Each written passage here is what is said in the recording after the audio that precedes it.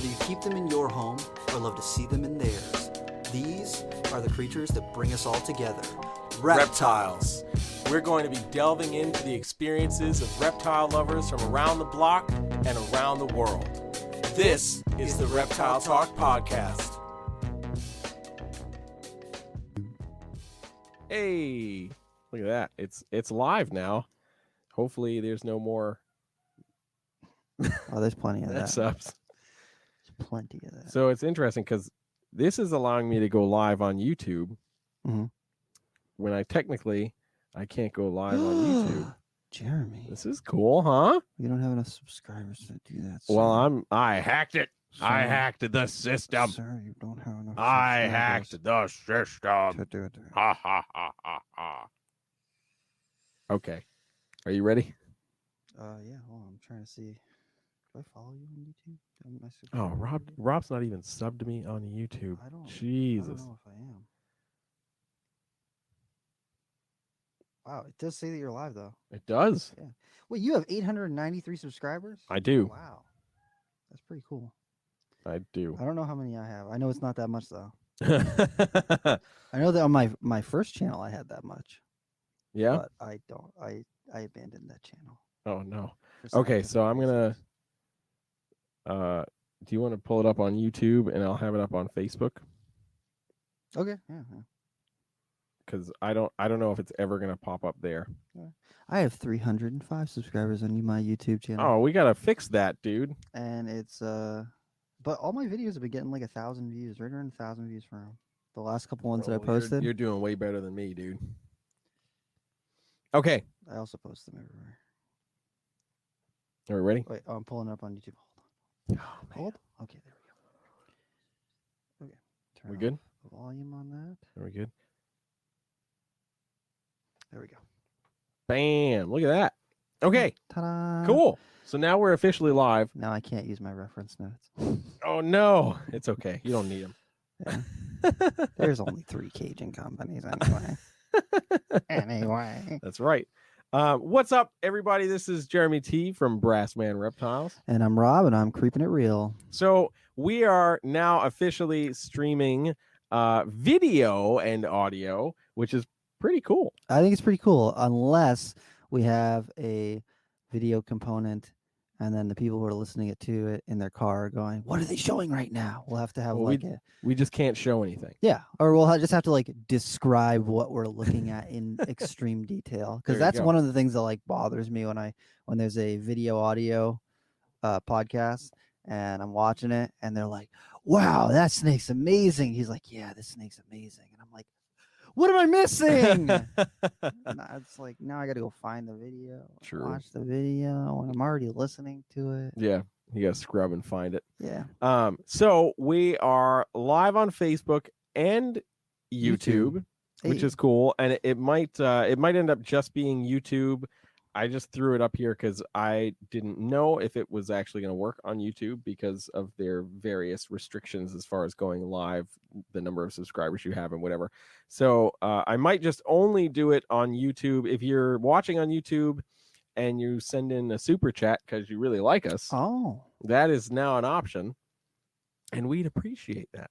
But anyway, we're super excited, and today we're continuing Our resource episodes. And what are we for talking the about? community. We're talking about hide boxes, right? Yeah, pretty much. Enrichment. No. And Today we're going to be talking about enclosures, caging, and racking. So the various ways that you can keep your reptiles, and some of the good companies, and some of the things that you could run into as far as issues go, because there are pluses and minuses to a lot of the different styles of enclosures. Like, you don't want to keep dart frogs in a rack system, like a pull-out rack, snake rack. You're not going to do that. Really? Yeah, it's just, I mean, you'll have 1 week old dart frogs. That's Perfect. it. Yeah, Perfect. how long they live, right? So I did want to touch on something also real quick. We are still doing our giveaway. So if you are listening to this contemporarily, so if you're listening to this in 2021 at the beginning of the year, right around January, February, March, we're still going to be doing our giveaway for our resource episodes. So if you take a screenshot of you sending one of our episodes, this episode, or one of our previous episodes to one of your friends, someone you think that might enjoy the podcast. Send a screenshot of that to me at Rob is Creeping It Real on Instagram. You'll be entered in to win, and I'm giving away a free temp gun so that we can spread the podcast. And who doesn't? Everyone needs a temp gun. If you listen to our episode about things that every reptile keeper should have, the tools of the trade. Everyone needs a temp gun. So we're going to send out a temp gun to one lucky winner. So share it, and then you'll be added as long as you let me know that you shared it. That's right. I dig it. So, enclosures. Enclosures. We're talking about enclosures. Should we talk about like the run up or the come up, where enclosures were when we started keeping reptiles? Because I don't know. Here's your fish tank. Yeah, here is a fish tank with a metal edge on it. Yep. And then a metal screen. Yep. Do you need a light? Maybe. 50-50. Yeah. Just like grab a bulb from your kitchen and just put it in there, and that's plenty good. So we've come a long way. That's to say we've come a long way from when I was a kid, because the thought of UV bulbs and a lot of this other stuff was fresh, new, exciting, not something that everyone talked about or knew about. And so when I was a kid, I had lots of glass fish tanks in my house. And then eventually when I got a little bit older, sliding top tanks and stuff like that. But initially what we had access to was to glass fish tanks. Yeah. And as the industry kind of started to progress, as things really started to get like bigger and more involved, a lot of people started breeding things. You started to see things like racks pop up, and most of the first rack systems people just built themselves. That's true. With what's that lovely material called? Melamine or melamine. Yeah. The heaviest. Yeah, it has thing on earth. It has the density of a dying sun. Yeah. So like when you try and move a melamine rack, you're pretty much guaranteed to pull a muscle. Probably drop it on your foot and break every bone in your foot, and it's bad. Bad. Sorry, let me rephrase that. It's not bad. It is just very difficult to work with. It can be super, super difficult to work with. I built a lot of melamine racks. Going from glass cages to melamine racks. I built some, bought some. It all sucked, every bit of it. So it was the coolest thing, because you're like, I have a rack system now. That's awesome. I didn't have to take out a mortgage to buy one. and or an auto and then loan. you have to do your first like moving of things in your snake room, is you're like, I could probably fit that cage there if I just move this rack over a little bit. And if you didn't put casters on that, or those rack, like furniture slider things, if you didn't do those two things, it wasn't good for you. It's probably not going to move, depending on how many levels you had on your rack. Because I built everything tall. Me too. At least eye level. My first baby rack that I ever built was melamine shelves, and it held 90 bins. Wow. Yeah, so 6 drawers across. I think it was like 15 levels high, or whatever that math is to equate to 90. I did that, and it used to lean forward because I never put terrifying. I never put a stabilizer piece in it, because I wasn't gifted with carpentry skills. So it used to lean forward. And probably the worst part about it was that meant the mid to lower drawers were all very tight because everything's leaning forward. So I remember doing YouTube videos back in the day and like showing off these really cool ball python I just hatched. And then you go to put it back in the bins, like like kicking like it the into ball the python's rack. having a seizure now, and the water spilled everywhere. It's not wonderful. Yeah. But it also, there's melamine cages been an option. Sealing them is very important. If you plan on having your enclosure for any period of time, getting a good silicone sealant that is non-toxic. So you want to go to your local Home Depot or Lowe's, look for bathroom sealant that's mold resistant, and you also want something that's non-toxic, and generally you want something that off gases within 12 or 24 hours, Yep. which that's a lot to ask, but you don't want to seal it and then put your animal in it right away. You want to give time for the sealant to cure. You want it time to, if all the chemicals that are in there, to kind of get all the gas out of them. Mm-hmm. And then once it's had that opportunity to do that, then you can start putting your substrate in and your decorations and all that sort of stuff. And that is something that's very important, because melamine it's wood, but it's got a plastic lining on it. Mm-hmm. And if any water gets outside of that plastic lining and touches the wood, it's done. It pretty much just disintegrates. Yeah, it's literally, imagine Reptichip or Cocoa Block or anything like that. It's dry and compact, and then you put some water on it, and that's what happens to melamine when it gets wet. And also, melamine cages are terrible to move. Yes. I had plenty of those. But I mean, there's also been some amazing cage companies that have come around over the years.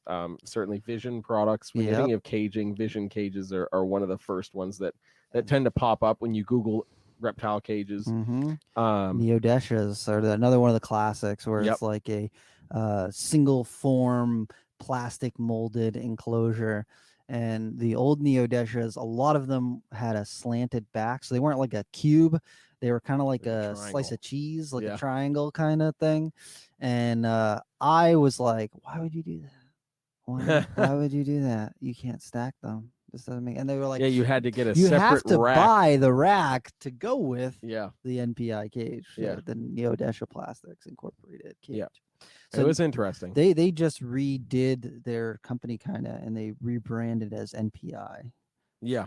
Just recently, like maybe 4 or 5 years ago. Yeah. But they are like one of the classics, one of the originals. Mm-hmm. And a lot of people still like them. They have changed how they do their enclosures a lot since then.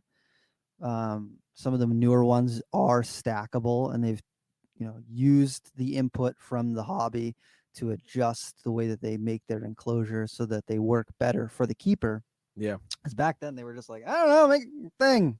Let's do the thing. And I think it's important to recognize too that like Neodesha was like basically like the OG cage company, and so there was no standard. Yeah, we didn't know how we were going to do it. Yeah. So the fact that there was a company that started building cages of varying sizes, from like a 3 foot or a 2 foot cage, all the way up to 8 foot. 8 foot monsters. There's one downstairs here still. Yeah.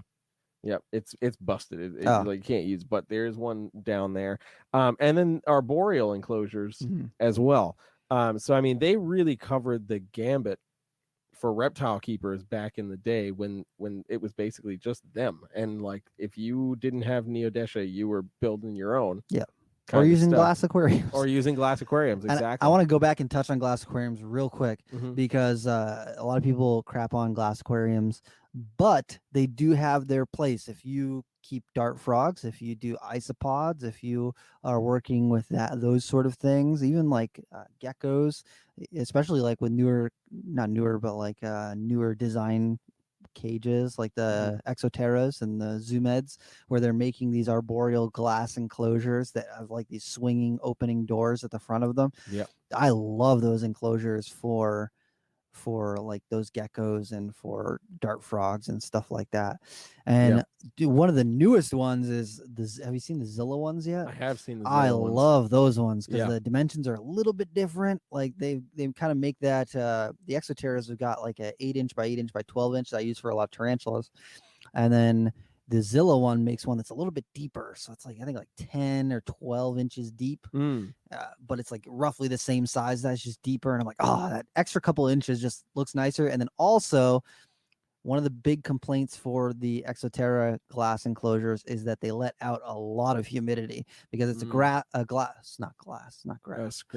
a screen top, and then it's also got ventilation along the front, so it creates like this movement of air through the enclosure, but which in some instances is good. It's cool, but for a lot of stuff, it's like, oh, it's too much, and it just allows things to dry out too quickly. Yeah. So Zilla heard that, And with each of their glass enclosures, they now put a plastic insert that fits into the screen so you can cover up the various I amounts did of see that. screen Yeah. to keep some of that humidity in there. And I was like, yes, they're listening to the buyers and doing what they should be doing. Yeah.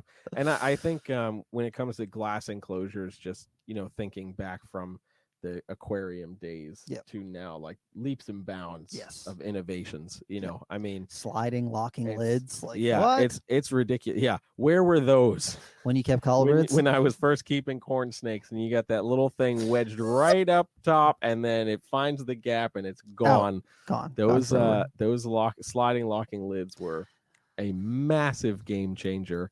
So kudos to those companies that Yeah. started to figure that out.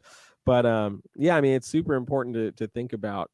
What type of animal you're going to put in your enclosure? Yeah, Like what I was saying at the beginning, you don't want to throw a dart frog into a snake rack. yeah, You just don't. yeah. Generally, don't want to do that. You don't want to do that. Um, They're going to do much better in a planted, live, bioactive vivarium than they are going to do in a rack. And you look at a blood python, and they do so much better in a rack than you Yeah. put them in a planted vivarium, and they're going to dig up all of your plants, and then pee, and the ammonia is going to ruin the Terrible. acidity of your soil. yeah, And then they're not going to go to the bathroom hardly ever. So you're going to have to feed your isopods, and it becomes more work than if you had just put them in a rack and use paper or, cocoa block or whatever. yeah, exactly. Yeah. So I mean that when it comes to picking your enclosure, you have to think about what you're putting in it. Yes. And I know a lot of people like to, especially like first time reptile owners, they want to just get one cage. Oh, that's and they want it to be like, I want to get I want to get this 40-gallon breeder for my baby ball python. Yeah, for 'cause my I don't want to 3-month-old ball ever python. buy another cage.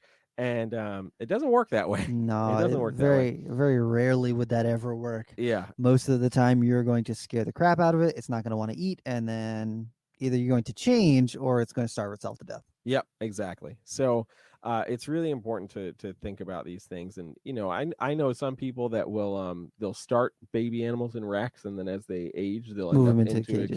cage, and that's wonderful. If you want to do that and you have the ability to do that, awesome. Some people keep everything in racks, and that's also fine. Some people want everything in an AP cage or something like that, and awesome. Do what you want to do.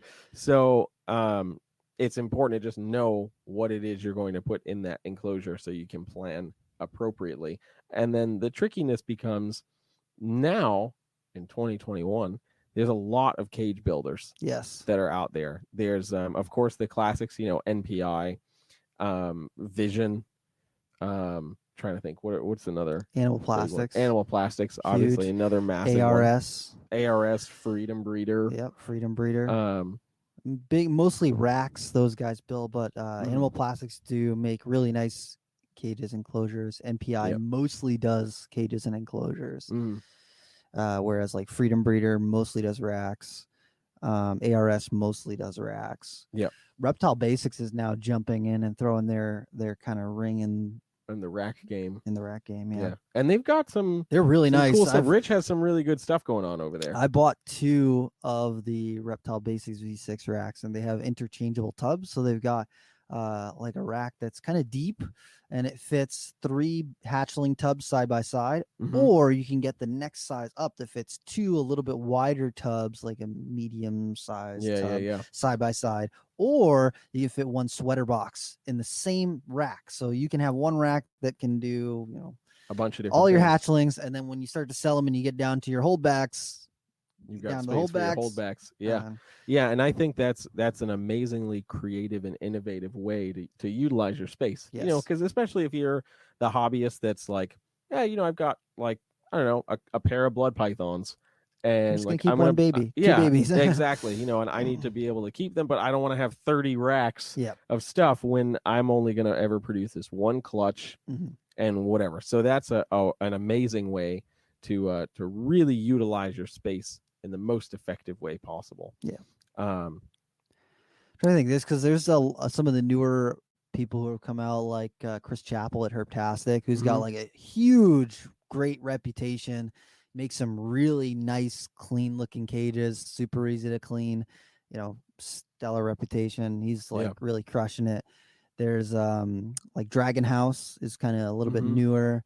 And then, oh my goodness, I'm trying to think of the one that was in Reptiles magazine. They always had the one with the big iguana in there. Oh, oh shoot, I know the one that you're talking about too. It's like Reptile Cage Designs or Yeah, something, yeah, something yeah, like that. yeah. Oh man, I do. I Their remember all cages were those. astronomically expensive. Yes, like, but they were so awesome. they Like were that was for they were that like museum quality cages. Yeah, it was like for that person that's got that one badass pet they want to throw in the middle of their living room. It's Yep. like a big display. Like you're gonna drop $5,000 on like Yeah, the most badass display for that animal. Yeah. That's the most spoiled animal pretty much that exists. But they definitely I'm seeing more companies like that pop up where they're like, we just do higher end caging. We don't Yeah. do anything that's under $500. Mm-hmm. And for a lot of people, it's like, oh, I don't know. It's hard to compete. So I mean, you know, thinking from the builder standpoint, you know, you want to be able to provide an enclosure that cages by design. That's Yes, what it cages was. by Cages design. by Yes. design. Yep.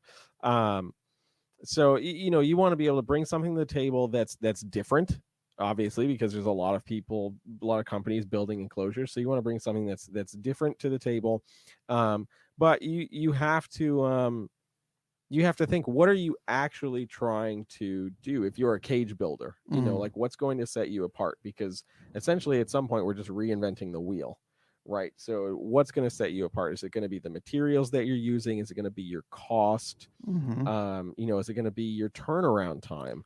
You know, I mean, and that's something we're certainly going to talk about in a little bit. You know, so I mean, all these different things play a massive role. If you're the cage builder, you know, you have to ask yourself, you know, what you're going to actually be fulfilling if you're going to take on that endeavor. What I've noticed is that a lot of the newer guys, they're kind of coining their business on custom. So you say you've got a wall that's 4 feet and 4.5 inches for a cage, and you want it to fill that whole space. They'll make you one that fits right in there. Yeah, which I think is awesome. Yeah. I think that's definitely awesome. And there's, you know, I mean, certainly like companies like Animal Plastics will do stuff like that, but they with what they already do, they service a lot of the standard stuff. So it's 4-foot cages, 6-foot cages, so it's not common cages. for them to get those orders, but it does happen. But I agree, there's a lot of those guys that are like, I can build whatever size cage you need, man. Let me know. And I've noticed that there's also a couple people who are getting into it that have access to the CNC machines, the this, the that, everything's in the house, which cuts down cost, which is wonderful. One of the first people that comes to mind is Dale Tamura, Tamura Designs out in California. Dude, his enclosures are gorgeous, amazing. If you are not following him on Instagram, you need to go check it out. Yep. He works with like chameleons. He's got like some Mellors chameleons. He's breeding Mellors chameleons, which is like huge, which is massive. It's huge. Absolutely ridiculous. I went to his place when I was in LA this time last year. Shut up. Here. And he's got a wonderful collection of chameleons. He's got panther chameleons, and he's got Parsons chameleon and Mellors and a few other very interesting chameleon species. But his enclosures, wow, just wow. I was floored. And his concepts, like he's really taken, obviously he's focusing on chameleons, but he's really taken that concept of caging in particular for chameleons to a whole other level. You know, for the longest time it's been screen cages, get your screen cages and whatever. His concept is not that. It's PVC cages, but with plenty of airflow, proper ventilation. He also uses like fans and stuff like that, and then appropriate drainage, so your humidity, all of this stuff. It's literally wonderful. So I'm going to make sure that I put his all of his stuff in the description of this video and in the audio if you're just listening to this. I'll make sure I put that in there because his cages are dope, very, very awesome. And I don't even think he's realized the potential of them for the. Well, I don't know, maybe he did, but everything I've seen is just chameleon oriented. No, so far. Have you seen Tango the Dwarf Cayman? Well, yes, he did do Tango did the custom Dwarf build Caymans. an enclosure for Tango the Dwarf Gamer. He did that. He was building that when I was out there, which was Yeah. pretty awesome to see. But I'm thinking about like the arboreal snake community, the arboreal gecko community, Scraps. right? And even like Will Nace for the For his arboreal venomous vipers, stuff. Yeah. I think that would be really, really awesome. I was talking with him a little bit about that, and he was actually interested in what could be done for that. So Ooh. I think, especially with the built-in drainage system that's there, and the best part about it is like it's a drain at the bottom of the enclosure, and the base of the enclosure is basically just you put the walls in, but you can put a bucket under that for drainage, and then you're just changing out the bucket. You don't need to worry, and it's obviously not something you need to do every single day. So yeah, I'll put all of his info in the descriptions of the video and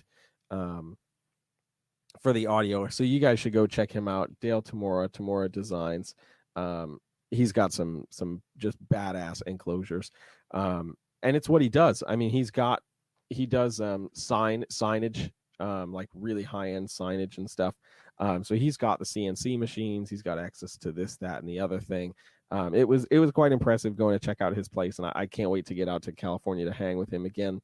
It'll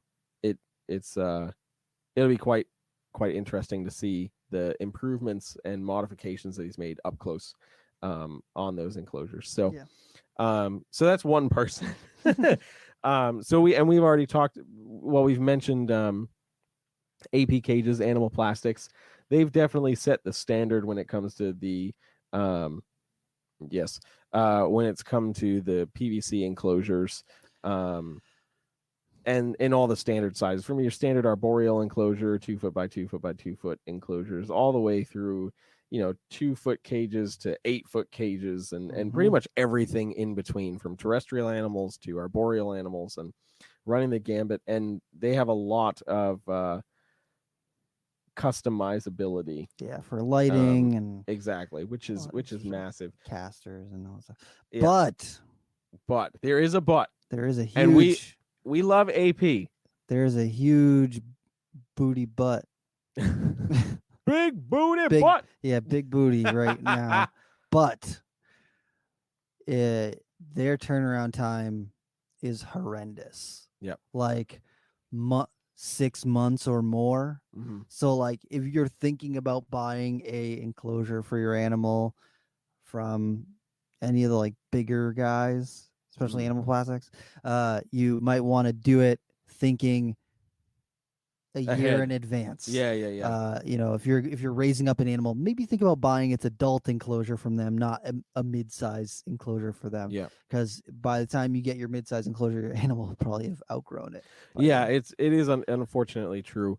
And COVID hasn't helped the situation as manufacturers are struggling to meet the just overall demand of cage builders and everybody else that uses the same materials, not just reptile cage builders. They're not all making PVC for just reptile cage builders. Could you imagine that? That would be wonderful. So yeah, definitely a negative. Yes, turnaround times for sure. ARS has got a decent turnaround time, but it's still several weeks. Anywhere from 3 to 6 weeks or more. Depending. Freedom Breeder also has a long wait time. Yeah, like around 14 weeks. 14 weeks. So. Yeah. And then like Reptile Basics, when I ordered from them, they had a really great turnaround time. It was like 2 weeks. I ordered it, and within 2 weeks, I got my racks, and I was like, "Oh my god, this is amazing." Yeah. Sea Serpents, I think, is around the same. Yep. And then Chris Chappell too, anywhere from I think it's like 3 to 6 weeks. Yeah. And that's pretty typical. That used to be like the standard. That's reasonable. Yeah. That 3 to used 6 to be weeks, standard. a month. I can wait a month. Yeah. 6 months. Yeah, I don't that's think kind of rough. And And part of that is again, like I said, being able to get a hold of raw materials to building is sometimes a challenge. And AP has been such a standard in the industry. Their cages look so nice. They're so easy to clean. They're like very uniform. I love Animal Plastics enclosures. Like if I knew that I could get an entire room in under a year, I would love that. But realistically looking at it, and the thing is, another one of the things with that wait time is that everyone wants animal plastics enclosures. So they've got so The many people that are backlog. trying to order from them Yep. that getting to all those orders, they only have so many CNC machines and Yep. you know, the materials and this, that, and the other thing. I'm not saying that they're just doing it just to mess with people, because they're not. They really do care about the customer. Yes. It's just that they are so bogged down with the amount of volume that people are trying to get out of them. Yeah, which is also just a testament of how good their enclosures Mhm. are. And I will say their customer service is by far some of the best. Mhm. When I had I got my hands on a bunch of AP cages a while back, and one of them only had one glass door, Mhm. so I had to order another glass door, and it was very responsive, like almost, within the hour that I had even sent the email, Allie had gotten back to me. Super easy to figure, okay, this is what you need, this is how much it is, blah blah blah, we'll get it right out the door. And that to me was massive, because I, at that point, I had never dealt with them. Mhm. It was just like, well, yeah, I'm just gonna order this cage and whatever, and there was I buy like them kind of used. done. Yeah. But this was like, nope, I actually need this very specific thing from you guys, and the correspondence was wonderful. Yeah, that I love that. Yeah. Like that's one of those things that if I'm thinking about buying a cage and thinking about, oh, I'm going to do it in advance and buy ahead, like that's one of the things that makes me okay with that wait, is like, I'm going to support a company that clearly is going to be good with the customers and everything. And their enclosures last. Like if you definitely do take care of them, they last really, really well. Yeah. Same thing with Herptastic though. Chris Chappell, Mm-hmm. his cages are like sturdy, super easy to clean, Yeah. and that turnaround time is a lot better. So I really like that. And I think that as there's more competition, as people are spending more money, it's just going to make it better for the consumer. It's just going to make it better for us.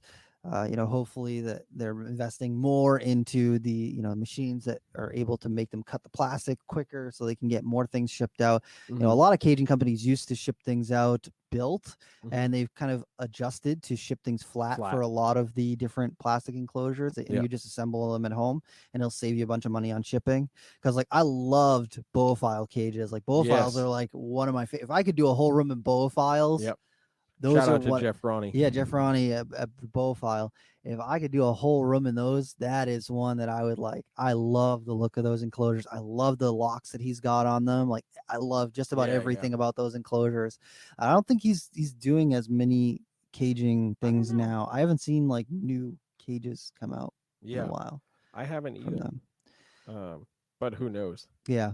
But I love those enclosures. But again, those are ones that like when I see them used for sale, I'm like, oh, I gotta get that. I gotta do, because I love those enclosures. Are pretty freaking sweet. And if you are also looking at plastic enclosures for things like snakes or lizards, pvccages.com. Those guys have been around forever. They make really nice enclosures as well. I got one of my original green tree cages from them, just their 2-foot cube, and it was like perfect. I used those enclosures for Amazons, and I didn't really like it for the Amazons. Mm-hmm. I mean, I would use it for Spilotes and stuff, and they did great in it, but the Amazons just didn't do well.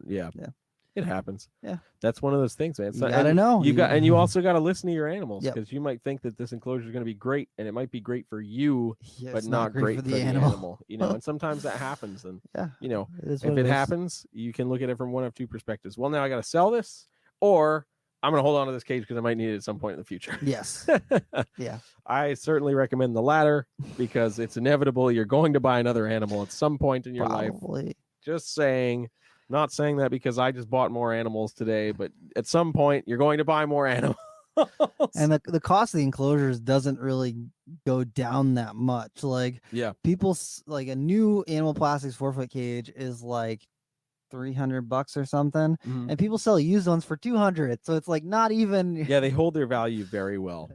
Yeah, even though they're used, it's like, oh my god, it's still so. Yeah. So we certainly talked a lot about cage manufacturers, and I'm gonna, before we move on, I'll shout out one more. Ross. Dragon Cages. I got to see him at the Atlanta show, which is great. I always love seeing Ross and hanging out with Ross, and he's been building cages forever. And my baby racks and my 41 quart rack are from Ross, and I absolutely love them. They're very, very well built.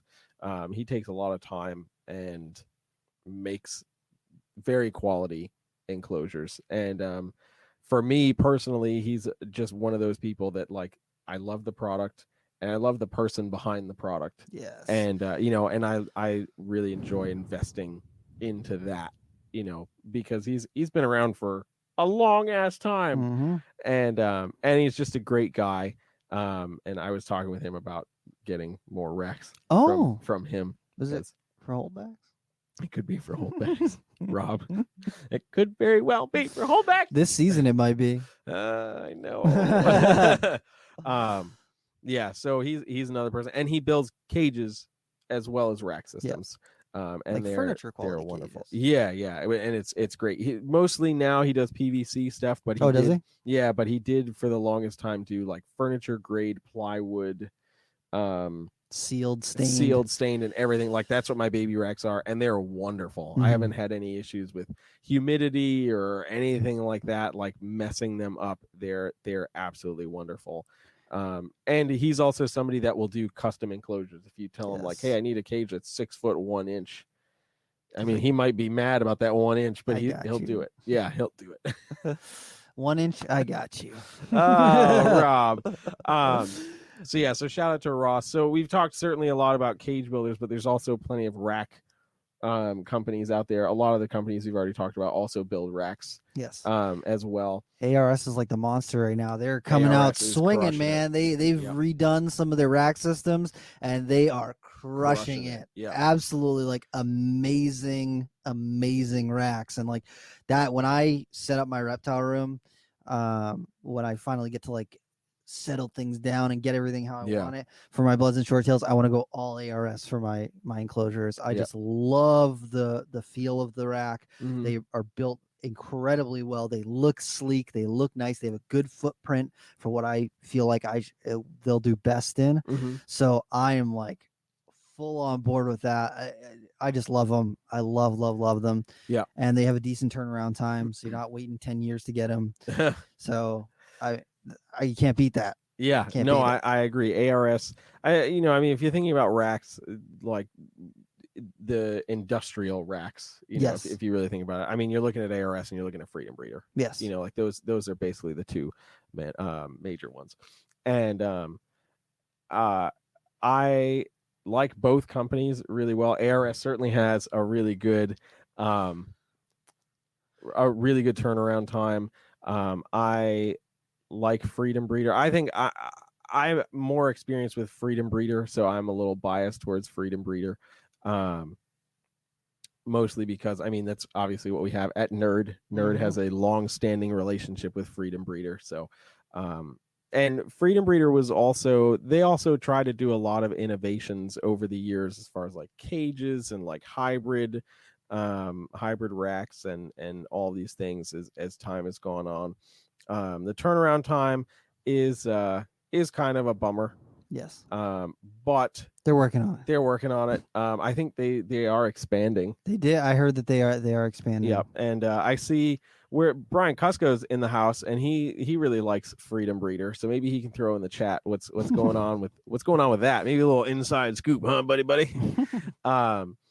But yeah, and I mean, there's certainly like your quote standard sized racks, like your 6-quart racks or your long drawer racks. Then you've got, your bus trays, kind of that mid-size 32-quart rack, and then your CB70s. And those are kind of like your traditional racks. If you're doing like colubrids or ball pythons, king snakes, any of that stuff. The wonderful thing with ARS and Freedom Breeder is you get those options for those bigger racks. If you're keeping something like a blood python, or even carpet pythons, or a lot of blood pythons, they're producing those. So like Freedom Breeder's got like the FB80 and FB90 drawers, 4 foot.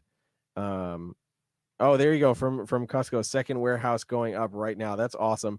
Brian, when I come out to hang out with you, we need to go visit Freedom Breeder. So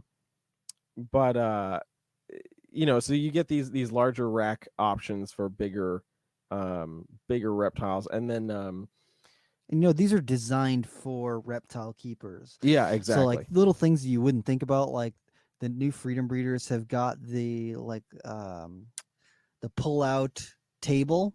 Yes. level that yeah. goes onto it. So Yep. you literally can have a pull-out like work table, Workstation. Yeah. so that you don't have to have a cart in your room. You can literally have a pull-out station. So you can, Yeah. as you're cleaning, you can put the tub right on there, clean it while it's sitting right on top of the rack right there. You don't have to go anywhere, and it's right there Yeah. for you. Very convenient.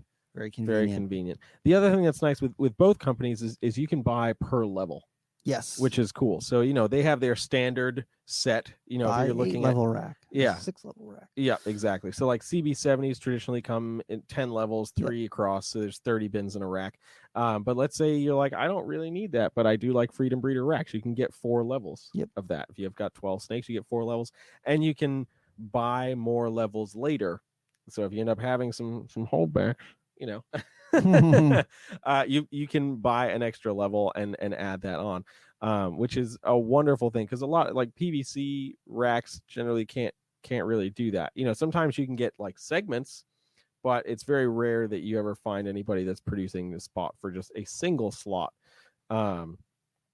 So that's certainly a big plus with a company like that. The other aspect of it too is they have even larger rack sizes. So 4-foot racks from both AP and Freedom Breeder, and then Freedom ARS. Breeder.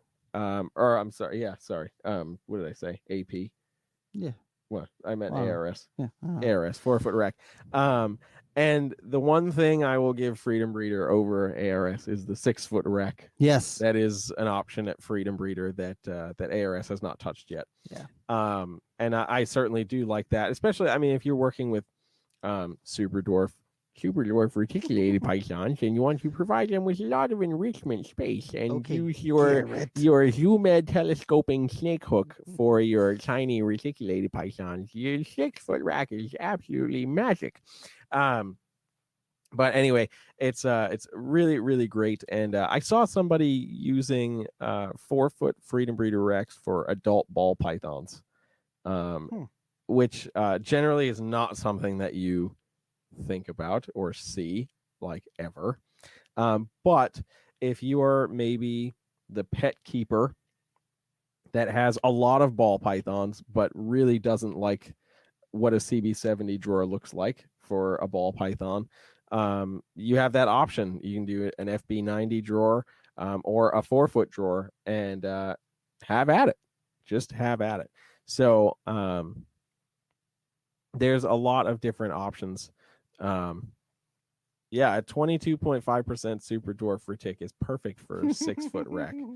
I tend to like the just straight dwarf, because, you know, you're guaranteed with a straight dwarf reticulated python that it's only going to get 15 foot max. You're guaranteed. Oh boy. I promise you that. It's like, this episode brought to you by Reach Out Reptile. Well, you know the joke. So if you follow Nerd, you know that we just had a wonderful visit from Dave Kaufman and Brian Cusco and Garrett Hartle. And originally we weren't totally sure if Garrett was going to show up. Yes. And it was shown to me that it was approximately a 25% chance or 22% chance or something like that Garrett was going to show up. And I was like, listen, man, we're talking about a trip to Nerd. We're not talking about super dwarf percentages. You're either coming or you're not coming. Yeah. So that was happening. Also, Rob, Jeremy Matt, and I. I'm sorry. Wait, No. we have to. I'm asking this. No. I'm asking this. Matt wants to know what rack you keep your berms in, Rob. Happy belated birthday, Rob. I don't. I mean, happy Berms Day. I hate. Okay, listen. That was so funny. I'm going to post that on my Instagram so that people can see Please it, because that was amazing. Brian Cusco serenaded me with Happy Dan Berms Megano Day and to a whole bunch of you. people. It was great. It was amazing. Even though I don't like berms, that was funny. He liked berms for a split second. For a moment. I had to throw that in. It's because Cusco's holding it. Too good. Oh, not even for me. He's too nice. He's too nice. That's right. I'm not nice. I'm a sarcastic You're asshole. nice to me. I am nice to you. But Rob's like, but I don't like it when he drinks. He gets loud when he drinks. Oh no, that's when we have fun. You remember the auction at at Carpet Fest? I don't. No. Carpet Fest is fun. Carpet Fest is fun. Listen here, motherfucker. Yeah, we had a good time with that auctioneer. He had a good time. That was a good time. Back to cage. Back to cages. Little deviation. Little deviation. But yeah, keep an eye on my Instagram. You'll There see you what we're go. talking It about was right good. now. It was good. Make sure you're not drinking anything when you watch it, because you might spit. Or it no, please you drink might something. Spit it everywhere. Please, if you're gonna drink something, record yourself. Record yourself. Watching the video. Because I almost fell on the floor laughing when I saw my birthday message from them. Yep. Dude, I turned 32, and people were like, oh, 32? Do you feel old? I'm like, You're like, yeah, every day. I work all day. I don't know what you're asking me right now. Yeah, it's okay. People ask me what age I am, and I have to think about it. Does that mean I'm old? Yeah. No, you know what means you're old? When you've got to like fill in something for your age and you have to scroll for your birth year. Like more than just a quick little when you've got to like flick it and then it still didn't get there. That's how you know you're old. Aw, Jeremy. You're calling people out right now. Yep, I am, and not fucking mad about it. Because I still have to scroll too. It's not that far, but it's getting farther every passing year, guys. Yeah. I'm trying to think cages. So I'm trying to think of like which ones we haven't touched on just yet. You got to think about what you're keeping. So like arachnids and stuff, when they're babies, when they're slings, or when they're scorpions, you would definitely want to do them in vials, dram vials, 25 dram vial or whatever. And then as they grow, you're going to want to throw them into something a little bit bigger, not throw them, but gently place them into something a little bit bigger. No, don't throw spiders. Spiders are nice. Spiders are nice. And then, you're going to want to upgrade most of the arachnid community has kind of adapted. There's like a ton of people who are making acrylic displays for your arachnids. So like if you've got a big brachypelma, like a big red, I'm using air quotes right now, red knee tarantula or red leg, quote unquote, tarantula, any of the brachypelma stuff, in these beautiful clear acrylic boxes that you fill in with substrate and like maybe a bottle cap water dish or something, a little cactus in there or something.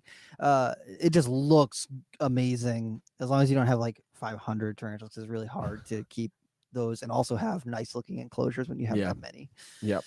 A lot of people do plastic tubs and stuff when they've got that many. Or I really like the look of the Exoteras and the Zillas in that smaller size for the arboreal, because I mostly keep arboreal stuff. So Exotera makes something that's like 8 inches by 8 inches by 12 inches, works pretty good for a lot of the smaller arboreal stuff.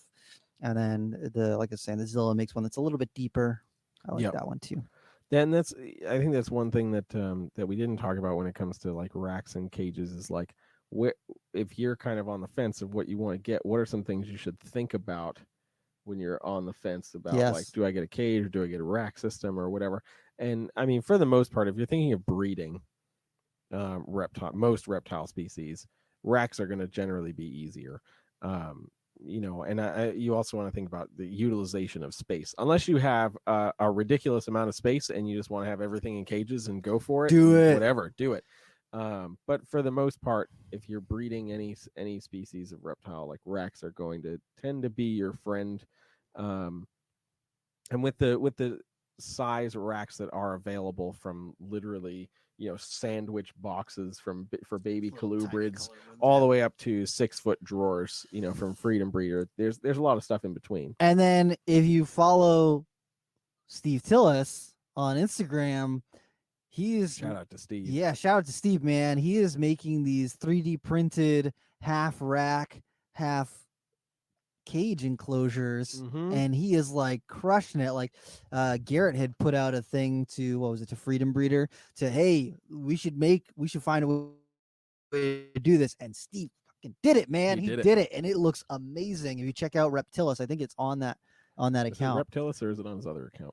I know he's got it on his other account, but I think that he might have posted it on the other one as well. Reptilis, yeah. Because you should check it out. It is really, really cool, and he's got scrubs and poplin. Yeah, it's another instance of him making me feel insignificant. No, but it's also he's our friend, though. He is our friend. We're cool by association, right? I guess how so. that works. All right, yeah, that's fine. I know people Fuck you, on Steve.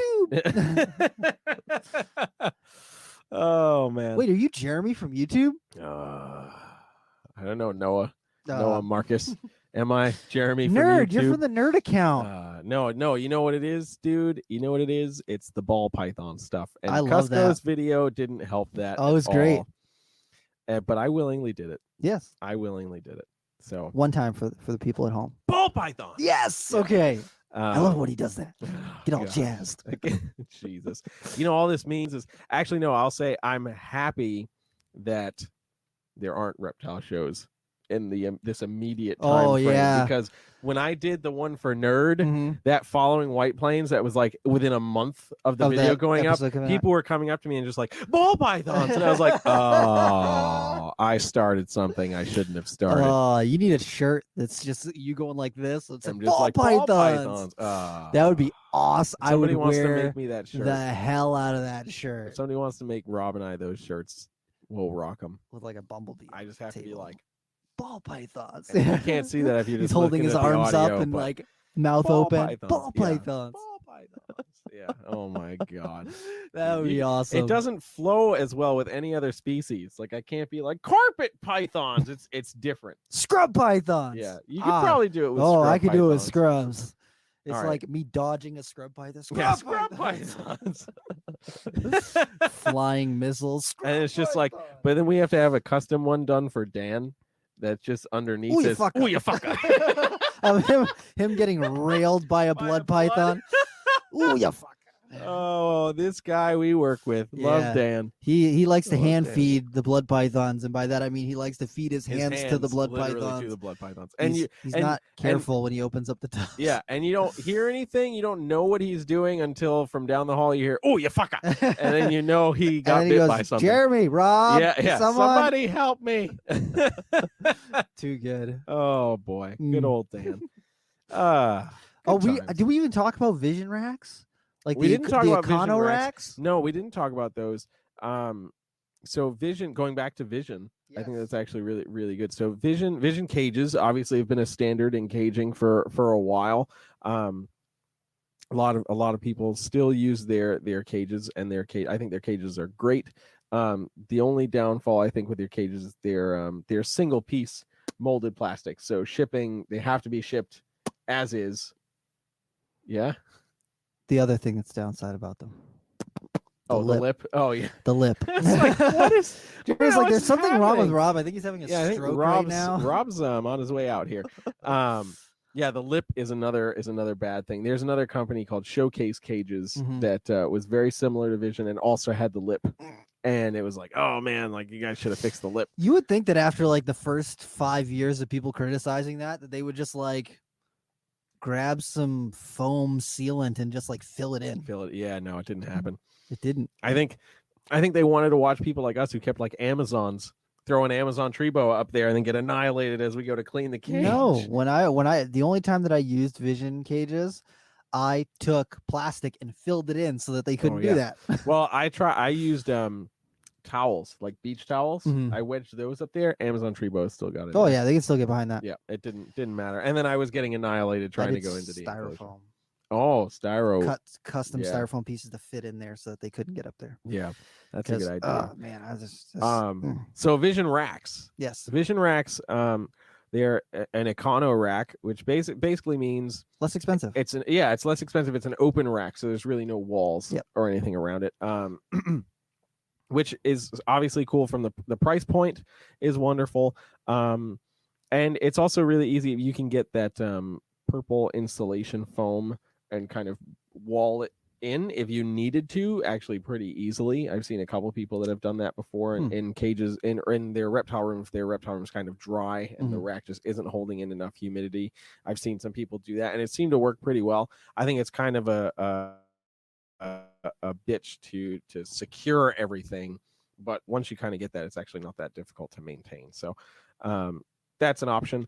And one of the other cool things with their racks, and I don't know if they originally started doing this, but they're another rack that has interchangeable tubs. Yeah, Which I like is that. awesome. Yeah, it is a wonderful feature. So Vision has a lot. If you've ever heard like V18, V35, V70, those racks, That's what we're talking about. Yes. Vision racks, the V6 or whatever the smaller drawers are, all this stuff. Those are all vision made racks, and they're wonderful. I love them. I have a V35 rack, and I love it. I think it's great. I actually just bought one of those racks. Oh yeah, Yeah. They're wonderful. I have some other ones down at Lenny's place in the Carolinas that he was going to sell, and I was like, "Don't sell those. Yeah. I'll take those." Yep. And So they're they make great. CB70 side tubs as well. That I got one of those. It was like $1,000 shipped right around there for an 11 level rack, And I that's was like, awesome. Yep, that's pretty freaking good. Mm-hmm. Pretty freaking good in my opinion. And Yeah. it comes like with it's basically like if you ever set up one of those wire baker's racks, it's got poles like those that, legs, and then you slide down a level, and then they've got spacers that go on the poles, and then you slide down the next level. Yep. You got to make sure that one, you put them facing the right side down, and then two, you got to choose which end is going to be the front end and which end is going to be the back end, and don't swap them, because the first time I put the rack together, like 3 levels were like backwards. I was like, I got to take the whole thing apart. Yeah, that's annoying. Such a pain in the butt. But if you're paying attention and you're not a dummy like me, you won't mess that up. I'm sure that they've now changed it where they're like, this end is the front end, so people don't mess it up. I don't think so. No? Oh, No. okay. I think that might just be a joke. No, for them. It's like, how many motherfuckers are gonna screw Let's this see up? how many times you have to put together this rack. Yeah. I'm just saying, I would be the asshole to do that. Yeah. Go ahead and leave me a bad review. I'm just going to laugh. I don't care. Oh man. So there's definitely, and jump back to AP, because they did an economy rack series, which isn't fully open like that. Basically what it is, it's the side walls are not complete. Full. They're not a full wall, and that does cut down cost a bit. So there's a couple of those options as well. I think the most difficult thing, and this kind of is on the same plane for Freedom Breeder and ARS, the difficult thing with those open air racks, right, is if your ambient temperatures or humidities are not low. It's just not where it needs to be. It can be hard to maintain your appropriate temperatures and humidity in those enclosures. Yeah. So in those open air racks, like finding those kind of creative ways, like I said, using that purple insulation foam to kind of build up those walls is an inexpensive way to do that, especially like us in New England. We turn the furnace on and the air dries out so quickly. So sometimes just putting up those walls so that it just holds it in a little bit better sometimes is all you need. And I know, like, when I was at BHB at Barczyk's place, he because those the old school Freedom Breeder racks, it was just a great a metal top, so it was 100% ventilation all the time. He had taken, I forgot what the material was, and was able to slide that in the back, and essentially, like, on a glass aquarium, so you could throw something over the screen top to keep the humidity, and basically along the same lines for the Freedom Breeder rack. And I was like, oh, I didn't even think about really doing that, because you're like, oh, it's just a lot of space. And a lot of the rack companies have started to listen to the customers, and they're making plastic tops now, so that it is, and they drill, it's pre-drilled for the amount of ventilation that you need. So a few of the companies, the bigger companies, are offering the opportunity to have like 25% ventilated, 50% ventilated, 75% ventilated, and all that sort of stuff. Yeah. And a pretty solid rule of thumb, if you're doing that, is just go with the 50%. Go 50-50, man. Yeah, just go with the 50%. Because at that point, it's like, if you need more ventilation, you can drill holes in the tubs. Or in the plastic on or the top. In the plastic, yeah. Because a lot of them, they now make it so that the plastic can slide out. Yes. Yep. And that's a wonderful, wonderful thing. So, Rob, we're rounding out our time, because you also have to go to work. Yeah, my night job. So, where can people find out about you, Rob? On Instagram at Rob is creeping it real. I post on there on my story all the time, and then I post on my thing when I feel like it. And then also check out my YouTube channel. Rob is creeping it real. Same thing. I posted a couple videos recently. I'm going to be doing another video maybe on Friday. I want to do a working with scrubs during the daytime and working with scrubs at nighttime video. At night. Yeah, because it's like working with different kinds of animals. Very true. Yeah. And I think that would make an interesting video. There's not a lot of videos about scrubs on the internet, so That's true. I'm pretty excited about that. And then also check out our OnlyFans, onlyfans.com/reptile talk, Hey, where we were before the show today, we were having a little bit of technical difficulties. So Jeremy and I were just goofing around and recording some video. no, Rob was goofing Sorry, around. I was goofing around. He was working really hard. I was trying to not lose my shit. I just show up and I'm just the personality. So he does all the hard work and then I reap the benefit. And also don't forget, if you share one of our episodes with someone that you think will appreciate it, screenshot that you shared it with them in either a private message or you shared it on their wall or on your wall or whatever, send a screenshot of that to me at Rob is Creeping It Real on Instagram. And we're going to be giving away at the end of March 2021, we'll be giving away one lucky winner will get a temp gun. Bam. A nice temp gun. Nice temp gun. So Jeremy, if people want to find out about you, where are they going to go? If y'all want to find out about me, y'all can go to Instagram at Brassman Reptiles and Facebook at Brassman Reptiles. And most of you are already watching on YouTube if you're watching the video. So you can check me out here on YouTube at Brassman Reptiles. I'm actually going to start, since we're doing video to the podcast, I'm going to start a playlist for all the Reptile Talk videos. So you can go check that out and watch through all of those.